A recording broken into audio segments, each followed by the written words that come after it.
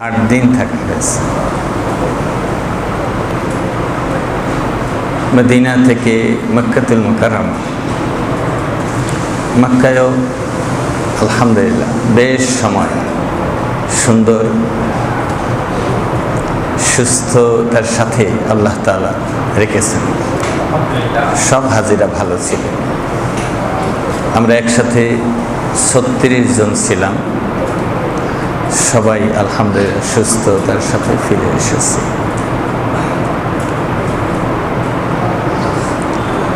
যেখানে গিয়েছি সেখানেই দুইটি কথা একসাথে।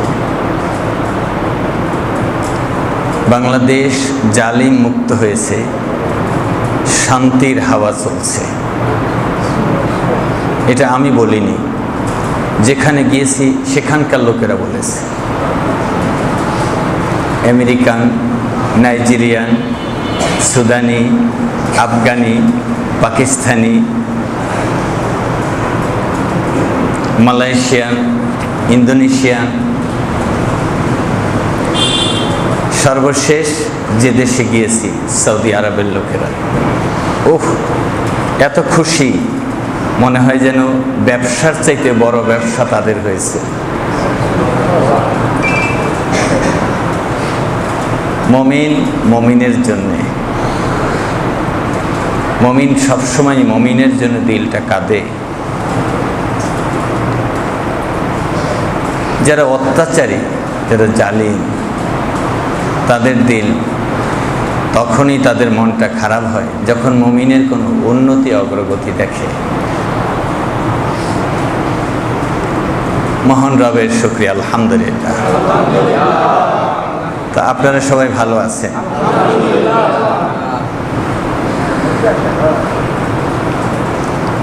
অন্য বছরের চাইতে এই বছর স্বাচ্ছন্দ্যে কথা বলেছি হাজিদেরকে নিয়ে। হাজিরা কিন্তু সব এক দলের না, জামাত ইসলামের আছে, তাবলীগ জামাতের আছে, পীর মুরিদির আছে। অর্থ সম্পদ টাকা পয়সা আছে বলে এরকম দুষ্ট লোকও সাথে থাকে। আবার আওয়ামী লীগের লোকেরাও থাকে, বিএনপির লোকেরাও থাকে। হজের ময়দানেও চট করে গরম হয়ে যায়, হুজুর এটা কি বললেন, সেটা কি বললেন। এবার মসজিদে নববী থেকে 4 কিলো দূরে, 4-4.5 কিলো দূরে উহুদের ময়দান, সেখানে আল্লাহর অশেষ মেহেরবানি। আলোচনা করতে গিয়ে বললাম যে এইখানে মুনাফিকরা ছিল, এইখানে মুনাফিক নবীজি এবং সাহাবায়ে কেরামদের সাথে নামাজ আদায় করতেন, কিন্তু যুদ্ধের সময় বিজয় কাদের হবে? কি কাফেরদের বিজয় চাই নাকি নবীজির বিজয় চাই? ইসলামের বিজয় চাই নাকি কুফরের বিজয় চাই?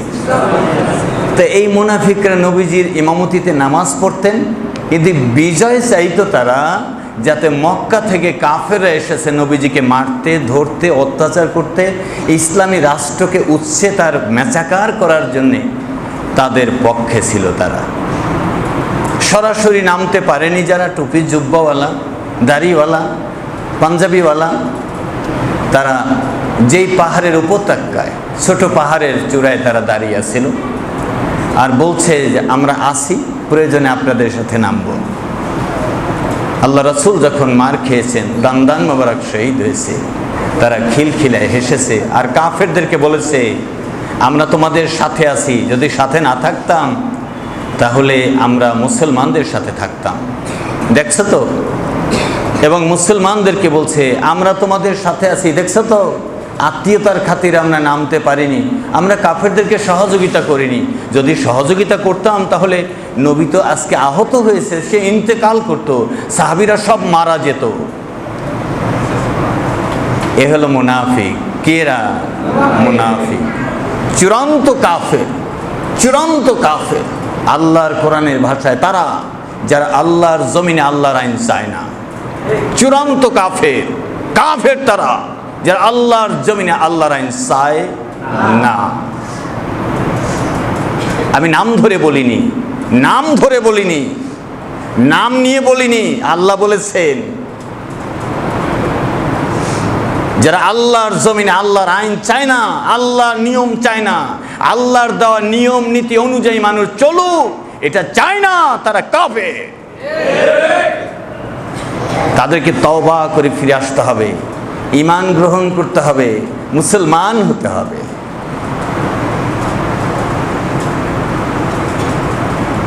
সামান্য একটু মামলা দিবে,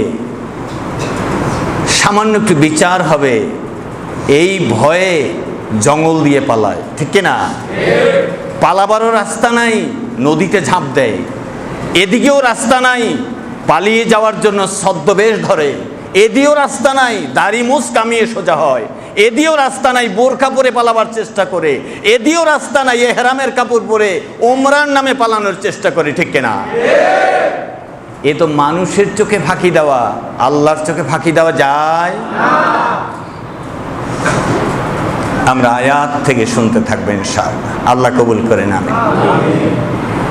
নাহমাদুহু ওয়া নাস্তাঈনুহু ওয়া নাস্তাগফিরুহু ওয়া নু'মিনু বিহি ওয়া নাতাওয়াক্কালু আলাইহি ওয়া নাশহাদু আল লা ইলাহা ইল্লাল্লাহু ওয়াহদাহু লা শারীকা লাহু ونشهد أن سيدنا وحبيبنا ومولانا محمدا عبده ورسوله فقد قال الله تعالى في كلامه المجيد وفرقانه الحميد أعوذ بالله من الشيطان الرجيم بسم الله الرحمن الرحيم قالوا تالله لقد آثرك الله علينا وإن كنا خاطئين قال আল্লাহর ইসলামের মহান প্রতিনিধি বলুন আলহামদুলিল্লাহ। মিশরে কল্যাণ চলে আসলো, শান্তি চলে আসলো, অভাবনাটন মুক্ত হলো।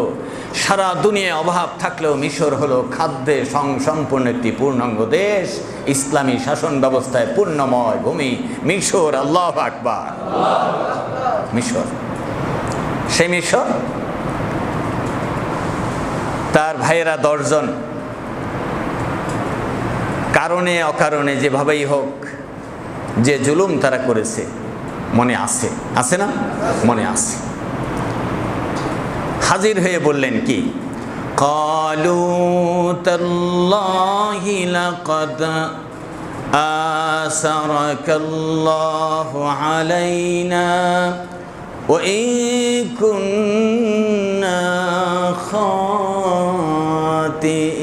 খাতিইন। সূরা ইউসুফ, সূরার নাম 91 নম্বর আয়াত। ইউসুফ আলাইহিস সালামের ভাইয়েরা বলল, ভাই তোমাকে আল্লাহ তাআলা আমাদের উপরে ক্ষমতায় অধিষ্ঠিত করেছেন, আমাদের উপরে আল্লাহ তাআলা তোমাকে আল্লাহ তাআলা আমাদের উপরে মর্যাদায় প্রতিষ্ঠিত করেছেন। এ মর্যাদা আমাদেরকে দেন নাই যে মর্যাদা আল্লাহ তাআলা তোমাকে দিয়েছেন। সুবহানাল্লাহ। ভাই ইউসুফ, ইচ্ছা করলে তুমি আমাদেরকে, আমরা যে অন্যায় করেছি সে শাস্তি দিতে পারো, সে ক্ষমতা তোমার আছে, আছে না নাই? আছে না নাই? আছে। এত বড় পরিবর্তন হলো দেশের, উচিত ছিল কোরআনে কারীম পড়া, যে ইসলামী দলের কাজ কি আর ইসলাম ছাড়া এই আলু মার্কা সবগুলোর কাজ কি। খিচুড়ি মার্কার সবগুলোর কাজ কি, আর ইসলামী দলের কাজ কি? ইসলামী দল আল্লাহ রাব্বুল আলামিন যে মনোনয়ন দিয়েছেন, ইন্নাদ-দীন ইনদাল্লাহিল ইসলাম, ইসলামী শাসন ব্যবস্থাটাই কেবলমাত্র আল্লাহ তাআলার মনোনীত। এই মনোনীত জীবন ব্যবস্থা আল কোরআন শুরু থেকে শেষ পর্যন্ত বুঝার জন্য এই 1 মাস চেষ্টা করার দরকার ছিল। কিন্তু আফসোসের বিষয়, টিভি দেখেই শিখে, মোবাইল দেখেই শিখে, পত্রিকা দেখেই শিখে, সব ব্যবসা বাণিজ্য ঠিক আছে, কোরআনে কারিমের কাছে ফিরে আসেনি, এখনো ফিরে আসেনি অনেকেই না। আর না আসার কারণে একজনের বক্তব্য আর একজন শুনে সমালোচনা করে, সমালোচনা তো করবেই, একটু জানলে আরেকটু না জানলে হয়তো ভুল বোঝাবুঝি হয়ে যাবে। আল্লাহ নবী ইউসুফ আলাইহিস সালাম ভাইদেরকে লক্ষ্য করে বললেন, قال لا تثريب عليكم اليوم, আমাকে বিজয় আমার রব দিয়েছেন, আমাকে বড় আমার আল্লাহ করেছেন, আমার মালিক আমাকে বড় করেছেন, তাই বলে আমি যে তোমাদের উপরে সেই শাস্তির প্রতিবাদ নিব। আমাকে তোমরা ধরে যেইভাবে শাস্তি দিয়েছ ওইভাবে একটা শাস্তি তোমাদেরকে দিয়ে দিলাম, আবার তোমরা আমাকে আর একটা শাস্তি দিয়ে দিলা। তার মানে এইভাবে চলতে চলতে এর শেষ হবে না, বরং আমি তোমার ভাই আজকের দিনে তোমাদের উপরে সব অপরাধ সাধারণ ক্ষমা ঘোষণা করলাম। লা তাসরিবা আলাইকুমুল ইয়াওমা, আজকে তোমাদেরকে সাধারণ ক্ষমা ঘোষণা করলাম। সুবহানাল্লাহ, আমার পক্ষ থেকে সাধারণ ক্ষমা। চুরি করলে হাত কাটা যাবে, হত্যা করলে শিরচ্ছেদ হবে, দণ্ডনীয় অপরাধ যেগুলো রাষ্ট্রীয়ভাবে সামাজিকভাবে আছে, ব্যক্তিগতভাবে আছে, সব হবে। তবে ব্যক্তিগতভাবে আমি যত জুলুমের শিকার হয়েছি, আমি আমার ব্যক্তিগতভাবে জুলুমগুলো মাফ করে দিলাম। আমি আমার উপরে যত জুলুম করেছো, তোমরা আমার উপরে জুলুম করেছো, আমি ব্যক্তিগতভাবে মাফ করে দিলাম। আল্লাহর নবী ইউসুফ আলাইহিস সালাম মাফ করে দিলেন। ইউসুফ আলাইহিস সালামের কিতাব থেকে তেলাওয়াত নাকি শেষ নবীর কিতাব থেকে তেলাওয়াত? ইউসুফ আলাইহিস সালামের জামানা নাকি এখনকার জামানা? আলহামদুলিল্লাহ। এই আয়াত এখন দিলেন কেন? আল্লাহ তাআলা এই আয়াত এখন দিলেন কেন? কেন দিলেন? এখন এই জন্য দিলেন, বিশ্বনবী সাল্লাল্লাহু আলাইহি ওয়াসাল্লাম আল আমিন মক্কাতুল মুকাররমায় 40 বছর আসতেই নবীজি বললেন, হে জগৎবাসী, হে দুনিয়াবাসী, হে মক্কাবাসী, জাতির লোকেরা আমার সাবধান হও, জাতির লোকেরা জেনে রেখো আল্লাহ রাব্বুল আলামিন আমাকে কেন পাঠিয়েছেন জেনে নাও। হুয়াল্লাযী আরসালা রাসূলাহু বিল হুদা ওয়া দীনিল হক লিইয়ুযহিরাহু আলাদ-দীনি কুল্লিহি ওয়ালাউ কারিহাল মুশরিকুন। জাতির লোকেরা জেনে নাও, আল্লাহ রাব্বুল আলামিন বলছেন, সেই মহান সত্তা যিনি আরশের মালিক, কি মালিক? জমিনের মালিক, কি মালিক? গোটা জাহানের মালিক, কে মালিক? আওয়াজ দেন, কে মালিক? আওয়াজ হয় নাই, কে মালিক? ওই আল্লাহ রাব্বুল আলামিন বলছেন, হুয়াল্লাযী আরসালা রাসূলাহু বিল হুদা ওয়া দীনিল হক।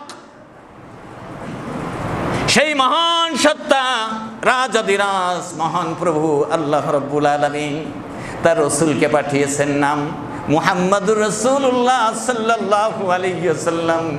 আল্লাহ রাসূল বলেন, আমি এমনি আসি নাই, আমাকে পাঠানো হয়েছে। কে পাঠাইছেন? আমাকে পাঠানো হয়েছে, মহান প্রভু আমাকে পাঠাইয়েছেন। বিল হুদা ওয়া দীনিল হক, একটি পূর্ণাঙ্গ জীবন ব্যবস্থা আর একটি সংবিধান নিয়ে। বলুন আল্লাহু আকবার। একটি পূর্ণাঙ্গ হেদায়েত, একটি রোড ম্যাপ, একটি সংবিধান নিয়ে আমাকে আল্লাহ রাব্বুল আলামিন পাঠিয়েছেন।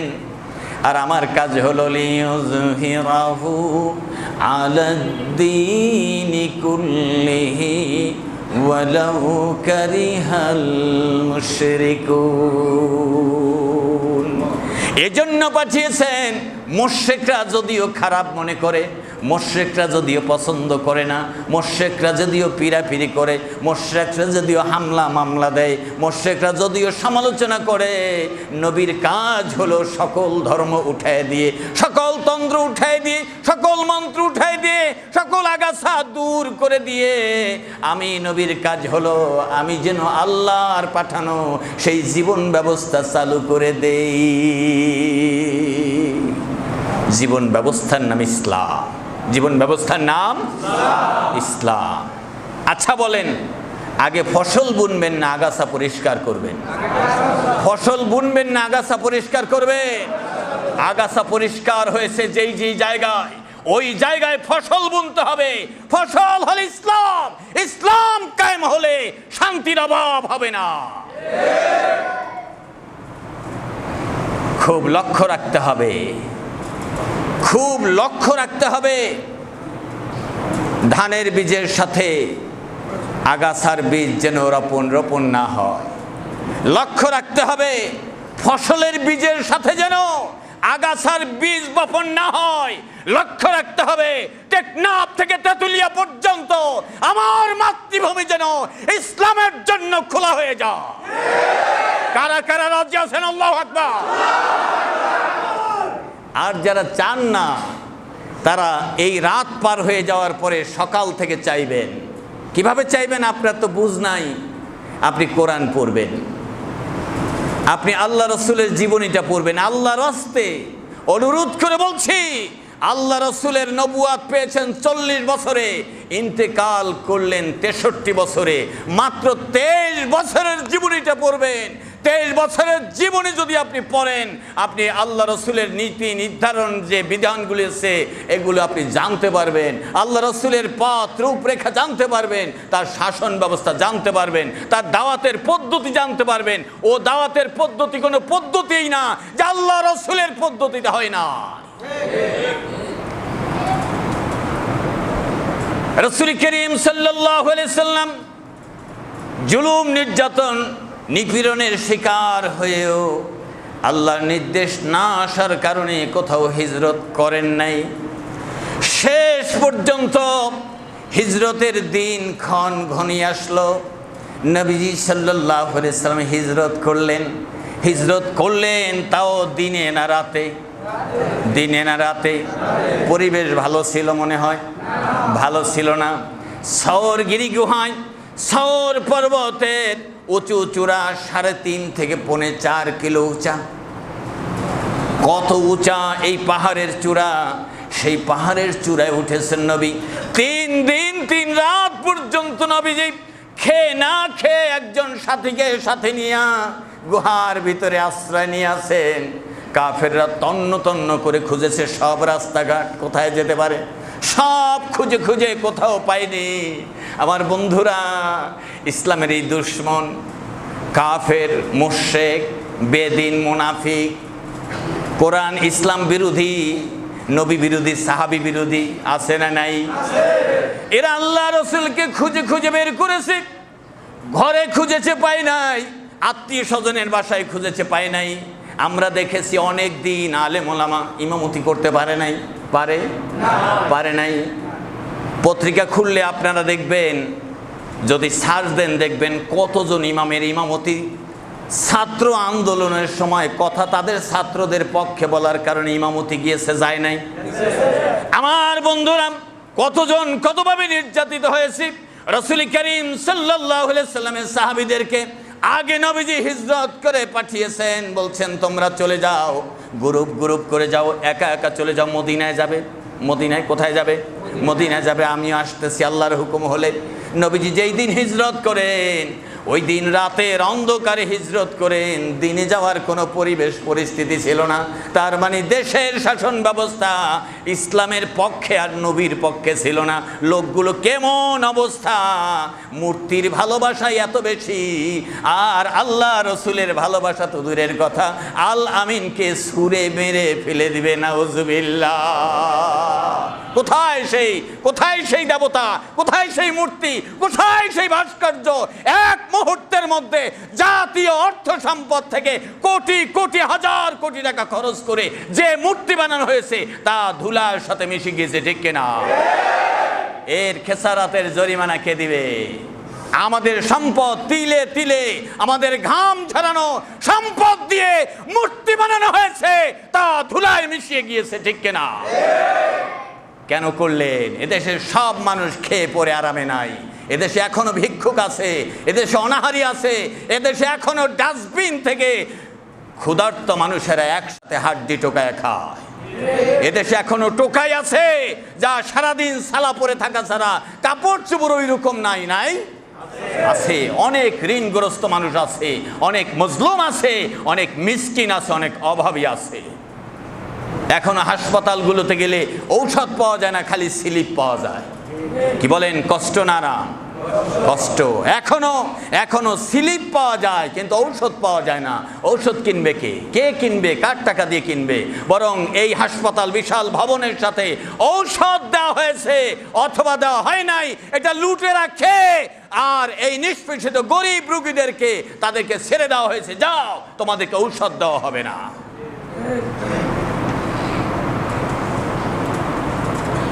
আমার বন্ধুরা, আল্লাহর নবী, বিশ্ব নবী সাল্লাল্লাহু আলাইহি ওয়াসাল্লাম সওর পর্বতে আশ্রয় নিলেন। খুঁজে খুঁজে শেষ পর্যন্ত সওর পর্বতের গুহার সামনে টুকটুক করে শব্দ পাওয়া যায়। হাঁটি হাঁটি পা কারা যেন উঠতেছে আর ফিসফিসায় কথা বলতেছে। এই তো পদচিহ্ন দেওয়া যায়, দেখা যায় পায়ের চিহ্ন দেখা যায়, এইখানেই হয়তো বা এসেছে। শেষ আমাদের সেই শিকার ধরা পড়বে। তারা আনন্দে আছে, শিকার ধরা পড়বে। কত মায়ের বুক খালি হয়েছে, শিকার ধরা পড়েছে, তারা আনন্দে আছে। কত মানুষ ফাঁসি হয়েছে, শিকার ধরে। আর আল্লাহর নবী, বিশ্ব নবী সাল্লাল্লাহু আলাইহি ওয়াসাল্লামকে সাথী আবু বকর বললেন, নবীজি আওয়াজ পাওয়া যাচ্ছে, মনে হয় কাফেরেরা চলে আসছে কাছাকাছি, শব্দ পাওয়া যায়। আল্লাহ রাসূল চুপ থাকলেন আর বললেন, ও সাথী, ভয় পেও না। অভয় দিলেন, নিজের থেকে অভয় দিলেন। খানিকটা পরেই জিবরিল আলাইহিস সালাম হাজির হলেন। এসে বললেন, কি বললেন? লা তাহজান ইন্নাল্লাহা মা'ানা। নবীজি, আপনি আপনার সাথীকে বলে দিন। এবার নিজের থেকে বলেছেন, এবার আমার থেকে বলেন। আল্লাহু আকবার। কার থেকে বলবেন?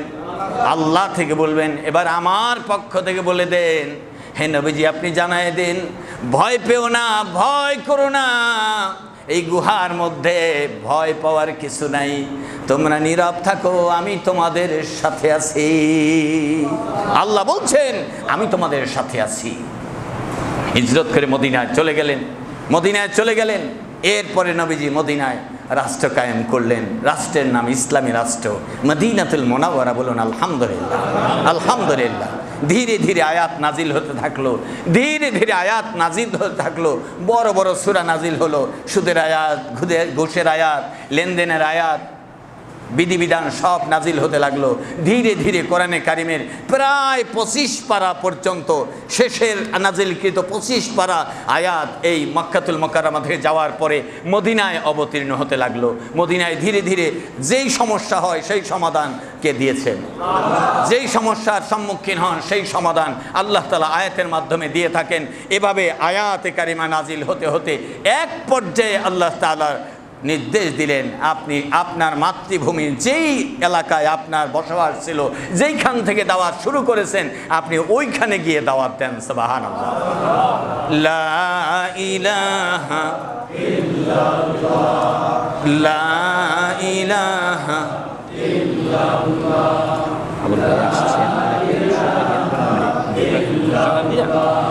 লা ইলাহা ইল্লাল্লাহ, লা ইলাহা ইল্লাল্লাহু মুহাম্মাদুর রাসূলুল্লাহ।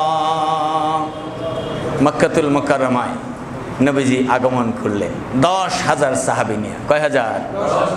একসাথে। হিজরত কি একসাথে হয়েছে? হিজরত একসাথে হয়েছে? একসাথে হয়নি। 10,000 সাহাবীদেরকে নিয়ে একসাথে মদিনায় আসলেন। আক্রমণ করলেন না আসলেন? আসলেন। দখল করতে আসেন নাই, বরং 10,000 সাহাবীদেরকে নিয়ে আসলেন। কার নির্দেশ?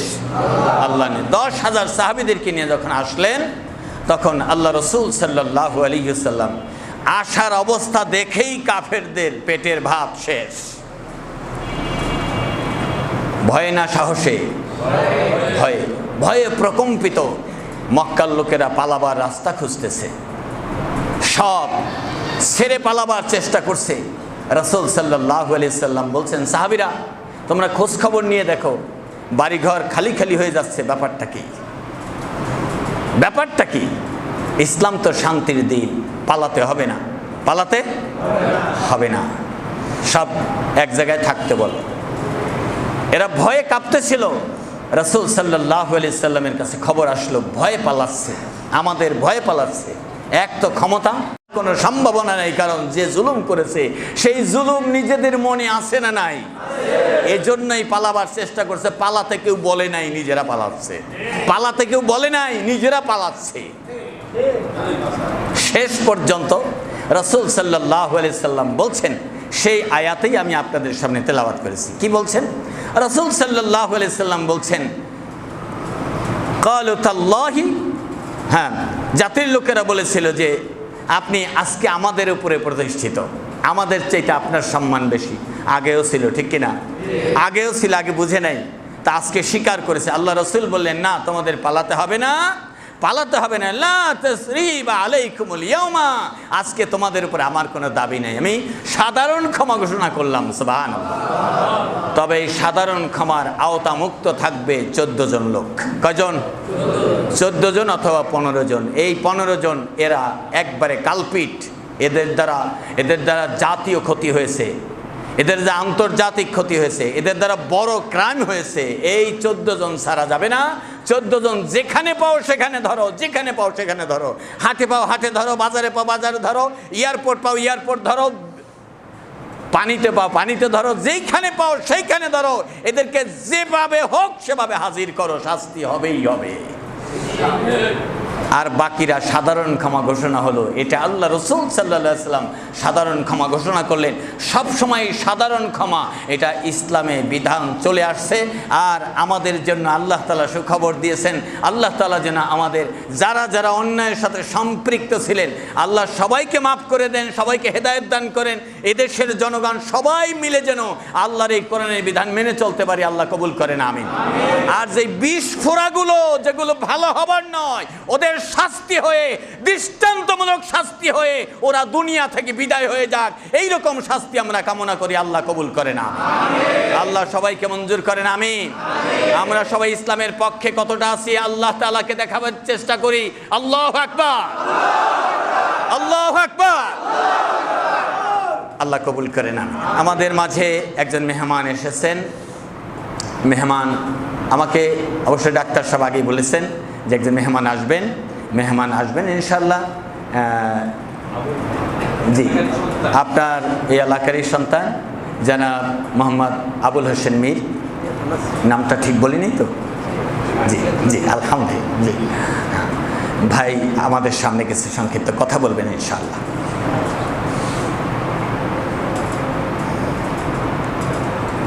গুরুত্ব তাৎপর্যপূর্ণ কথা বললেন। সবগুলো কথাই কোরআনুল কারীমের, সবগুলো কথাই কোরআনুল কারীমের আয়াত ধরে ধরে পাঠ করেছেন এবং এর সংক্ষিপ্তভাবে বলেছেন। এর ব্যাখ্যা বিশ্লেষণ অনেক। মুহতারাম, আমাদের ভাষায় প্রাঞ্জলভাবে উপস্থাপন করায় মুহতারামকে ধন্যবাদ। আল্লাহ তাআলা কবুল করেন। আমার মনে হয় মেহমান যেভাবে কথা বলেছেন, মেহমানকে এই কথার উপরে প্রশ্ন করার আর সুযোগ নেই। মেহমান প্রশ্ন উত্তর এবং ব্যাখ্যা এর মধ্যেই সংক্ষেপে দিয়ে দিয়েছেন, প্রত্যেকেরই বোধগম্য হয়েছে। আলহামদুলিল্লাহ।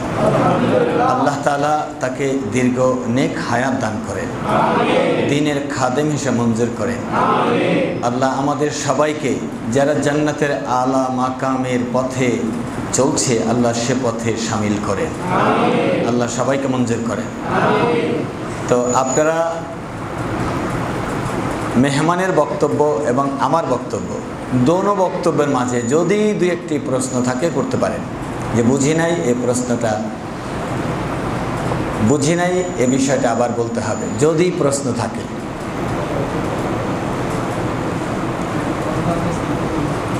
আলহামদুলিল্লাহ, আলহামদুলিল্লাহ।